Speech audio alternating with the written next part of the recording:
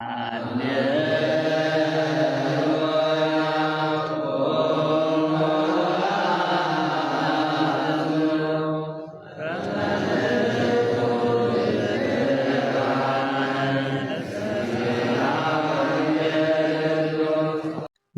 አብ ወወልድ ወመንፈስ ቅዱስ አህዱ አምላክ አሜን።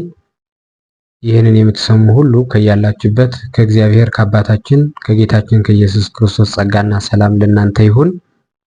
ዛሬ የቅዱሳት መጻሕፍት ትርጓሜና አተረጓጎም በተመለከተ የተወሰኑ ነጥቦችን አንስተን እናያለን። በመጀመሪያ ግን መተርጎም ማለት ማብራራት፣ ማስረዳት፣ ማሳየት፣ መግለጥ፣ መኖር፣ ማመን፣ መተግበር ብለን እንፈታዋለን። የምናነበው ጽሑፍ የምንሰማው ነገር መተርጎም የሚያስፈልግበት ምክንያት በምልአት እንድንረዳው ነው። በስፋት በምልአት በጥልቀት ተረድተን ሕይወታችን ውስጥ አስገብተን እንድናዋህደው ነው። ለምሳሌ ወእንተ ካልእ ፍኖት ገብኡ አተው ብሔሮሙ፣ በሌላ መንገድ ወደ ቤታቸው ገቡ ተብሎ ስለ ሰብአ ሰገል በማቴዎስ ወንጌል ምዕራፍ 2 ቁጥር 12 ላይ የተነገረ ኃይለ ቃል በሌላ መንገድ የሚለውን የመጀመሪያው ፍች በሌላ ጎዳና ሲመጡ 2 ዓመት የወሰደባቸው መንገድ ሲመለሱ 40 ቀን ወስዷቸዋልና ከመጡበት ሌላ ጎዳና ተጠቅመው ወደ ቤታቸው ተመለሱ። አንደኛው ፍች እና ደግሞ ቀጥተኛ። ሁለተኛው ፍች ደግሞ በሌላ ኃይለ ቃል ተመለሱ። ሲመጡ አይቴሃሎ እያሉ እየጠየቁ የት ነው ያለ እያሉ ሲመለሱ ደግሞ ረከብናሁ አገኘ ነው እያሉ ሌላ ኃይለ ቃል እየተጠቀሙ ተመለሱ። ሶስተኛው ደግሞ ጠለቅ ስናደርገው በሌላ መንገድ የሚለው በሌላ ሃይማኖት ሲመጡ አይቴሃሎ ንጉሠ እስራኤል በንጉስነት ደረጃ አስቀምጠው ንጉሱ የት ነው እያሉ መጡ። ሲመለሱ ደግሞ ረከብናሁ ለአምላከ እስራኤል አምላክ እያሉ እምነታቸውን ከፍ አድርገው በሌላ እምነት ተመለሱ። አሁን እዚህ ጋር የተረጎመው አተረጓጎም ጥልቀቱ እየጨመረ ወደ ሃይማኖት እንዲህ እያለም ይቀጥላል። ትርጉም የሚያስፈልገው ለዚህ ነው። ሌላኛው ደግሞ ስፋትና ሙላት እንዲኖረው እኛ ሰዎች በተለያየ ቦታ የተለያየ አስተሳሰብ ይዘን የተለያየ አራዳድ ይዘን ስለሆነ የምንኖረው በተለያየ አንግል በተለያየ አቅጣጫ ሆኖ እንድናየው ደግሞ ለማስፋት ይጠቅመናል። ለዚህ ደግሞ መድኃኔዓለም ኢየሱስ ክርስቶስ በማቴዎስ ወንጌል ምዕራፍ 5 ከቁጥር 13 ጀምረን አንትሙ ጽየው አንቱም ብርሃኑ ለዓለም ብሎ ባስተማረበት አንቀጽ ላይ ኢትክል ተከብቶ ሀገር እንተ ተሐንጸት መልዕልተ ደብር፣ በተራራ ላይ ያለች ሰፈር ልትሰወር ልትደበቅ አይቻላትም። ወኢያሃቱ ማይቶ ከመ ያንብሩዋ ታሕተ ከፈር አላ ያነብሩዋ ዲበ ተቋማ ወታበርህ ለኩሉ እለ ውስተ ቤት። መብራት አብርተው ከእንቅብ ስር አያስቀምጡትም፣ በተቋም ላይ ያስቀምጡትና ለቤት ላለው ሁሉ ያበራል እንጂ የሚል ነገር እናገኛለን። እዚህ ጋር መድኃኔዓለም ኢየሱስ ክርስቶስ ስለ ደብር፣ ስለ ሰፈር፣ ስለ ተቋም፣ ስለ መብራት ሊነግረን ፈልጎ አይደለም። እነዚህን እየተጠቀመባቸው ባሉ ተቋም የምንበለው መብራት ተጠቅሞ እኛን ሊያስረዳንና ሊያስተምረን የፈለገ ነገር መኖሩ ነው ያስረዳ። ስለዚህ ይህንን ስንፈታ ተቋም አለ፣ መብራት የሚቀመጥበት መብራት አለ፣ ተቋም ላይ የሚቀመጥ። ስለዚህ ይሄ ተቋም አባቶቻችን ቅዱሳን አባቶች ሊቃውንት አባቶቻችን ምን ብለው ፈተውታል? ስጋ ነው። ተቋሙ ስጋ ነው። መብራት የተባለው ደግሞ ነፍስ ናት። ስለዚህ መብራቷ ከእንቅብ በታች አያኖሯትም። ተቋሙ ላይ ያስቀምጧትና ቤቱ ላለ ሁሉ ታበራለች እንጂ እንዳለው በስጋችን ላይ ያለችው ነፍስ የስጋ ፈቃድን እየተከተለች እንድትኖር ሳይሆን በነፍስነቷ የነፍስን ስራ አሰርታ እንድትገለጥ ነው እንጂ ብሎ አንደኛው ትርጉም ሰጡት። ተቋሙ ስጋ ብሎ ተቋሙ ላይ የሚቀመጠው ቤቱ ውስጥ የሚያበራው መብራት ደግሞ ነፍስ ብለው። ስለዚህ ስጋችን መብራት ነፍሳችን እንድትሆን ያመላክተናል። ይሄ አንደኛው ነው። ሁለተኛው ደግሞ ተቋም ያሉት ሰውነት ነው። ተቋም የተባለው ሰውነት ነው። ብርሃን የተባለ ደግሞ አእምሮ ነው። በተቋሙ ላይ ተቀምጣ ቤቱ ውስጥ ያቺ መብራት ማብራት እንዳለባት ሁሉ በሰውነታችን ላይ ያለው አእምሮአችን ብርሃን ሆኖ እንዲመራን በአእምሮአችን ማየት እንድንችል ለሰውነታችን ብርሃን ሆኖ እግዚአብሔርን ወደ ማወቅ እግዚአብሔርን ወደ መረዳት እንዲያደርሰን ነው እንጂ ዝም ብሎ ሰውነታችን ውስጥ እንደ የሰውነት አካል አንድ ሆኖ እንዲቀመጥ አይደለም። ሁለተኛው ትርጉም ይሄ። አሁን ስፋትና ሙላት እየሰጠ ነው ይሄን።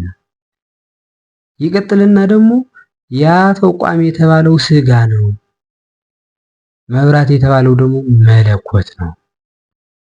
በተቋም ላይ የተቀመጠች መብራት ቤቱን ውስጥ ማብራትና ማሳየት እንዳለባት ሁሉ ስጋ የተዋሃደውን መለኮት ተአምራት አድርጎ አምላክነቱ ገልጦ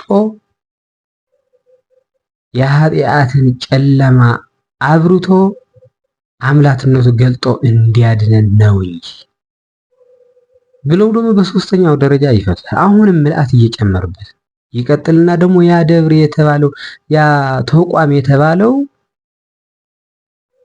መስቀል ነው። ብርሃን የተባለው ደግሞ በመስቀል ላይ የተሰቀለ መድኃኔ ዓለም ኢየሱስ ክርስቶስ ነው። ስለዚህ በመስቀል ላይ የተሰቀለው ክርስቶስ ኦ አባ ስረይ ለሙስመ ይገብር በዘኢየአምሩ ብሎ የኃጢአት ጨለማችንን በሙሉ እንዲያስወግድልን ነው እንጂ እዛው እንደ ሩቅ ብእሲ ተሰቅሎ ሞቶ እንዲቀር አይደለም። ይቀጥልና በአምስተኛው ደረጃ ተቋም የተባለችው ኦሪት ናት። ብርሃን የተባለችው ደግሞ ወንጌል ናት። በተቋም ላይ የተቀመጠች መብራት ለቤቱ እንድታበራ ቤቱ ላይ አብርታ እንድታሳይ እንደሆነ ሁሉ በትንቢት በአምሳልና በህብረ አምሳል በኦሪት ውስጥ የተሰበከችና የተነገረች የተመሰለላት ትንቢት የተነገረላት ወንጌል እንድትወጣና እንድትፈጸም ነው እንጂ የኦሪት ሕግና የኦሪት ስርዓት ይዟት እንዲቀር አይደለም። እንዲህ እያለ ይቀጥልና ተቋም የተባለው ደግሞ ህዝቡ ነው። መብራት የተባሉ ሊቀ ጳጳሳት መምህራን ናቸው። ሊቃነ ጳጳሳቱ መምህራኑ በህዝቡ ላይ ተወሽቀው ከህዝቡ እንዳንዱ ሆነው እንዲኖሩ ሳይሆን ህዝቡን ብርሃን አብርተው ወደ እግዚአብሔርም እንዲያቀርቡት ነው እያለ እየፈታ ይሄድና ይህንን ሁሉ አፈታት የቀለሙን ሙላት ስፋት እንዲኖረው ነው እያደረገ ያለው። ስለዚህ ትርጉም ማለት ሙላት እንዲኖረው ነው። ከዛ ጌታችን ኢየሱስ ክርስቶስ እነዚህን ቃል ከተናገረ በኋላ ከማሁቼ ይብራህ ብርሃንክሙ በቅድመ ሰብእ በሰው ፊት ሁሉ ብርሃናችሁ እንዲህ ይብራ ነው የሚለው። ከመ ይሴብሕዎ ለአብክሙ ዘበሰማያት ነጽሮሙ ምግባረክሙ ሰናየ ጥሩ ስራችሁን አይተው በሰማይ ያለው አባታችሁ ያመሰግኑት ዘንድ። ስለዚህ ትርጉም የሚተረጎመው ጥልቀቱ እንዲረዳን ስፋቱ እንድናገኘው ሁሉ ነገር እንዲያጠቃልል ብዙ የነገረ ድህነት መንገዶች አሉ። እነዛ ደግሞ በተለያየ በዛ ሲጠቀስ እንድናገኛቸው ነው የሚደረገው። ስለዚህ ትርጓሜው ለዚህ አስፈላጊ ሆኖ እናገኘዋለን ማለት ነው። ስፋትና ሙላቱ እንድንረዳው ነው።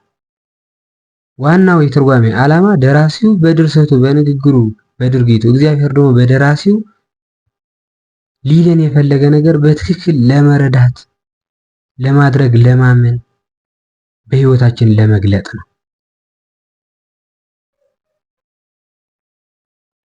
እንድንተረጉም ግድ የሚሉን ነገሮች ደግሞ ውስንነቶች ስላሉ ነው።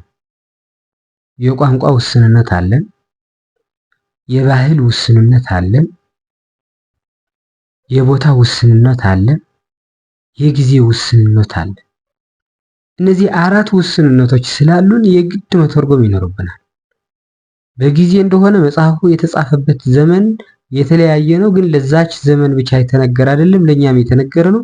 በዘመን በእግረ ህሊና ሂደን ዘመኑ ተጉዘን መረዳት የግድ ስለሚል፣ በባህልም የተለየ ነው፣ በቦታም የተለየ ቦታ ላይ ነው፣ በጊዜም የተለየ ጊዜ ላይ ነው የተጻፈው። ስለዚህ እነዚህ ውስንነቶችን ለመሙላት የግድ ትርጉም አስፈላጊ ሆኖ እናገኘዋለን። ይህ ትርጉም ደግሞ ዝም ብሎ በዘፈቀደ ሳይሆን የራሱ የሆነ ሂደት አለው። ትርጉም የሚጀምረው አንባቢ አለ፣ የሚነበብ ነገር አለ። የአንባቢና የሚነበበው ነገር ሁለቱ ሲገናኙ አንባቢው የሚጠይቃቸው ብዙ ጥያቄዎች ይኖራሉ። ከጥያቄዎቹ ዋነኛውና አንደኛው የማይቀረው ግን ትርጉም ምንድነው ይላል። ይሄ እያነበበው ያለ ነገር ነው። ይህንን ጥያቄ ለመመለስ ሁለት አማራጮች ብቻ ናቸው የሚኖሩ፣ ሁለት መውጫ በሮች አሉ። አንደኛው እያነበበው ያለ ነገር ትርጉም መስጠት፣ ኢሰየስስ ብለው ይጠሩታል። ትርጉም መስጠት ማለት ያለውን ዕውቀት፣ ልምድ፣ ስሜት፣ መረዳት፣ አቅም ተጠቅሞ እያነበበው ያለ ነገር ከህይወቱ ጋር አስተሳስሮ የሆነ ድምዳሜ ላይ መድረስ።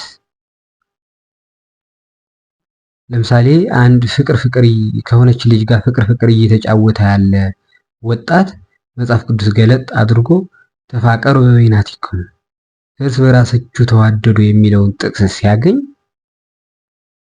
እና ደግሞ ምን ለማለት እንደፈለገ ትርጉም ሳይፈልግ ዝም ብሎ በራሱ ትርጉም በእውቀቱ፣ በመረዳቱ፣ በችለታው በቀጥታ በራሱ ትርጉም ሰጥቶ ከልጅቷ ጋር ያለው ፍቅር ጋር አስተሳስሮ የሆነ ትርጉምና ስሜት ከሰጠው ትርጉም መስጠት ይባላል። ከዛ አለፍ ብሎ ደግሞ ዕብራውያን ምዕራፍ 13 ቁጥር 14 ያለውን ወለምስካው ምኒ አልወቱ ስዕበት መኝታውም ንጹህ ነው የሚል ደግሞ አንብቦ ምን ማለት እንደሆነ ትርጉሙ ሳይፈልግ በራሱ ደግሞ ያለውን ዕውቀት፣ ግንዛቤ፣ ስሜት ተጠቅሞ ደግሞ ትርጉም ከሰጠው ወደ ሌላ አቅጣጫ ይዞት ይሄዳል። በዚህ ብዙ ሰዎች ይሳሳታሉ። ብዙ ሰዎች ንባቡ ከአውድ ነጥለው በመውሰድ የተሳሳተ ትርጉም ይሰጣሉ። ስለዚህ አንዱ መውጫው ስሜትህን፣ ዕውቀትህን፣ መረዳትህን ተጠቅመህ የራስህ ትርጉም አምጥተህ መስጠት ነው። ሁለተኛው ደግሞ ትርጉም ማውጣት ነው። ትርጉም ማውጣት፣ መፈለግ፣ ማግኘት ኤግዘጀሲስ ብለው ይጠሩታል። ይህንን ደግሞ ያተረጓጎም ዘይቤ ተጠቅመህ የአባቶቻችን መንገድ ተከትለህ ይሄ ቃል የእግዚአብሔር ቃል ነውና ትርጉሙ እንዴት ነው ብለህ በመጠየቅ መንገዶችን በሙሉ ተከትለህ ሄደህ ትርጉም ማግኘት። ይህንን ትክክለኛ ትርጉሙ ለማግኘት የመጀመሪያው አንባቢውና የሚነበበው ነገር ሲገናኙ ከአውዱ ሳይነጥል እዛው እያለ ማስፋት፣ አውድን እያሰፋህ መሄድ ሳትነጥለው እንደተያያዘ። ለምሳሌ ተፋቀሩ በበይናቲክሙ የሚለውን ያነበበ ወደ ስሜቱ ወደ ራሱ ህይወት ከማምጣቱ በፊት እዛው እያለ ወደ ላይና ወደ ታች ዝቅ ብሎ በማየት እያነበብክ መሄድ። እርስ በራሳችሁ ተዋደዱ የሚለው ተፋቀሩ በበይናቲክሙ የሚለው በከመ አነ አፍቀርክሙ እኔ እንደወደድኳችሁ የሚለው ጋር እንደተሳሰረ ማንበብ። ስለዚህ ከጥቅሷ እየሰፋን ወደ ምዕራፉ፣ ከምዕራፉ ወደ መጽሐፉ ላይ ሂደን የመጽሐፉ ዋና ዓላማ ምንድን ነው? ፍሬ ነገሩ ምንድን ነው? የመጽሐፉ ዓላማ ካገኘን በኋላ የጥቅሱ ዓላማ ከመጽሐፉ ዓላማ ጋር እንዴት ነው የሚያያዘው? ከመጽሐፉ ዘለን ደግሞ ያ ቅዱስ የደረሳቸው ሌሎች መጽሐፍቶችን በማንበብ የቅዱስስ ዓላማ፣ የቅዱስስ የሐሳብ ማዕከል ምን ላይ ያተኮረ ነው? ቅዱስ ጳውሎስ ከሆነ ምን ላይ ነው የሚያተኩረው? ቅዱስ ያዕቆብ ከሆነ ጽሑፎችን ሁሉ በማንበብ ምን ላይ ነው የሚያተኩረው? ለይተን ማወቅ ከዚህ አልፈን ደግሞ ወደ ሐዲስና ብሉይ ኪዳን መሄድ። ይሄ ንግግር የተጻፈው በተስፋ በትንቢቶቹ መሃል ነው ወይስ የትንቢቶቹ የተስፋዎቹ ፍጻሜ ላይ ነው? ክርስቶስ እንዲወለድ ወደ ክርስቶስ የሚመራ ነው ወይስ የተወለደውን ክርስቶስ አድርጎት የሄደውን ነገር ተረድተን ህይወታችንን እንዴት እንደምንኖረው የሚያብራራ ነው? ህይወቴ እንዴት እንደምኖረው የሚረዳኝና የሚያብራራ ነው። የትኛው ጋር ነው የሚመደበው ብለን መጠየቅ። ከዚህ አለፍ ካለ ደግሞ በምልአት በመጽሐፍ ደግሞ እናይና 4 ግራንድ ናሬቲቭስ የሚባሉ ትላልቅ ነገሮች አሉ። በብሉይ ኪዳን መፍጠር አለ፣ የተፈጠረውን ፍጡር ደግሞ መውደቅ አለ። ሁለቱ አሉ። በሐዲስ ኪዳን ደግሞ ከሰማየ ሰማያት ወርዶ ከቅድስት ድንግል ማርያም ተወልዶኛን ማዳን አለ። በስተመጨረሻ ደግሞ ዳግማይ ትንሣኤ ሁለተኛው እና የመጨረሻው ማዳን የሚፈጸምበት ፍርድ የሚፈጸምበት ደግሞ አራተኛው አለ። ከነዚህ ከአራቶች ውስጥ ይሄ እያነበብኩት ያለው ነገር እንዴት ነው የሚያዘው?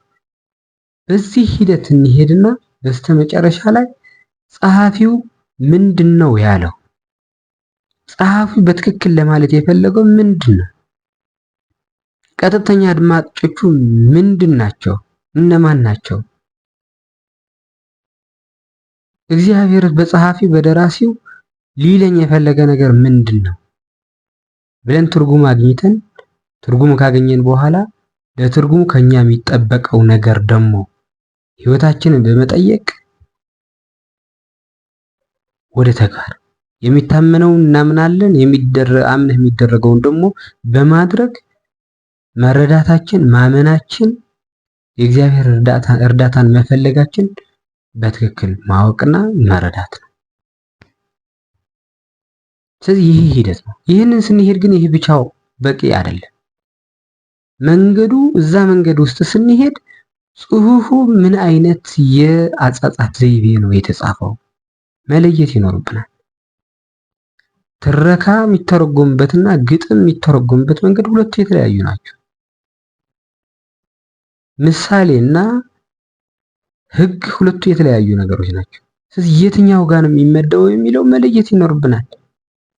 ትረካ ውስጥ ነው፣ ህግ ውስጥ ነው፣ ግጥም ውስጥ ነው፣ ትንቢት ውስጥ ነው፣ ራእይ ውስጥ ነው፣ ምሳሌ ውስጥ ነው ወይስ መልእክት ውስጥ ነው? የቱ ጋር ነው የሚመደበው? ይህን ምድብ ካገኘን በኋላ ለእያንዳንዱ ለራሳቸው ያላቸውን ያፈታት ዘይቤ እና መንገድ ደግሞ በአግባቡ መጠቀም የግድ የሚለን ይሆናል። ሌላ ደግሞ ዋናው ደራሲው ለቀጥተኛ አድማጮች የተናገረውን ንግግር በትክክል ለማግኘት ልንሄድባቸው የሚገቡ ነገሮች አሉ። በእግረ ትርጓሜ በእግረ ህሊና ካለንበት ዘመን ተነስተን ደራሲው ወደ ነበረበት ቦታ፣ ደራሲው ወደ ነበረበት ባህል፣ ደራሲው ወደ ነበረበት ቋንቋ በእግረ ህሊና ደርሰን መምጣት ደግሞ የግድ የሚለን ይሆናል። ይህንን ሁሉ ለማድረግ ደግሞ የአተረጓጎም መንገዶችና ዘይቤዎች መጠቀም የግድ የሚለን ይሆናል። እነዚህ የአተረጓጎም መንገዶች ምንጫቸው ራሱ መጽሐፍ ቅዱስ ነው። የመጀመሪያው መጽሐፍ ቅዱስ ራሱ በራሱ እየተረጎመ የመጣ ነው። በትልቁ እንኳን ብናየው ሐዲስ ኪዳን የብሉይ ኪዳን ትርጓሜ ነው። ሐዲስ ኪዳን የብሉይ ኪዳን ፍጻሜ ነው። ሐዲስ ኪዳን የብሉይ ኪዳን መደምደሚያ ነው፣ ማብራሪያ ነው። ብሉይ ኪዳን ደግሞ በግልባጩ የሐዲስ ኪዳን በምሳሌም በትንቢትም በልዩ አገላለጽ ማብራሪያ ነው። ስለዚህ መጽሐፍ ቅዱስ እሱ በራሱ እየተረጎመ የመጣ ነው። ስለዚህ መጽሐፍ ቅዱስ ራሱን በራሱ የተረጎመበት መንገድ የትኛውን ጽሑፍ ስናነብ ለመተርጎምና ለማብራራት እንጠቀምበታለን። ሌላ በሐዲስ ኪዳን በራሱ በውስን ምዕራፍ ሆነንም ካየነው በአንድ ምዕራፍ ውስጥ ሆነንም ካየነው ጌታችን መድኃኒታችን ኢየሱስ ክርስቶስ ስለ ዘርና ስለ ዘሪ ባስተማረበት ጊዜ ምሳሌውን ተርጉምልን ብለው ተርጉሞላቸዋል። ተርጉሞ አስረድቷቸዋል፣ አብራርቶላቸዋል። ስለዚህ የተብራራውን ብቻ ሳይሆን ይዘን የምንሄደው የተብራራበት መንገድ በራሱ መጽሐፍን የምንተረጉምበት፣ ጽሑፉን የምናብራራበት፣ የምንገልጥበት፣ የምንተገብርበት መንገድም እንወስዳለን። የተተረጎመው ብቻ እንዲህ ተብሎ ነው የሚተረጎመው ብሎ የትርጉም ክምችት መሰብሰብ አለ። ያተረጓጎም መንገዱም ከዛ መጽሐፍ እንወስዳለን። የተተረጎመውን ነገር መስማት፣ የተተረጎመውን ነገር መረዳት ደግሞ ለተለዩ ሰዎች ነው። ትርጉም መስማት፣ መረዳት አይኖቻችንን ያስባርካል፣ ብፁዓን ናቸው ያስብላል። ጆሮቻችንን ያስባርካል፣ ብፁዓን ናቸው ያስብላል። ለዚህ ነው ጌታችን ኢየሱስ ክርስቶስ ለምንድነው በምሳሌ የምትናገረው? ለምንድነው በምሳሌ የምታስተምረው? ብለው ሲጠይቁት መልስ በሚሰጣቸው ጊዜ ማቴዎስ ወንጌል ምዕራፍ 13 ቁጥር 16 ላይ ወለኩምሰ ብፁዓት አዕይንቲክሙ እስመ ይሬእያ ወእዘኒክሙ እስመ ይሰምዓ፣ እናንተስ አይኖቻችሁ ብፁዓን ናቸው ያያሉና ጆሮቻችሁም ብፁዓን ናቸው ይሰማሉና ብሎ የነገራቸው ትርጉሙ ለመስማት ብቁ በመሆናቸው አይኖቻቸው ብፁዓን ተብለዋል፣ ጆሮቻቸው ብፁዓን ተብለዋል። ስለዚህ ትርጉምን መስማት ህዋሳቶቻችንን ብፁዓን እንዲባሉ የሚያደርግ መሆኑን ነው መጽሐፉን እየነገረን ያለ። በዚህ ደግሞ ተርጉሙ አስረድቷቸዋል። ስለዚህ ይሄ መጽሐፍ ቅዱስ ራሱ በራሱ የፈታበት መንገዶችን ተጠቅመን መጽሐፉን እንረዳለን። አባቶቻችንም እሱ ተጠቅሞ ብዙ መጽሐፍቶችን ተርጉመውልናል፣ ፈተውልናል። የትርጓሜ መንገዶች ወይም ደግሞ እነዚህ የምንተረጉምባቸው ፓተርኖችን በሙሉ እንዳይን ሆነው ያገለግሉናል። እንደ እጅ ሆነው በሚስጥር እንዳንሳሳት ይደግፉናል። እነሱን ተጠቅመን ያ እያነበብነው ያለን ጽሑፍ ከአተረጓጎሙ ጋር ላይቭ እናደርገዋለን፣ እናገናኘዋለን፣ እናስተሳስረዋለን።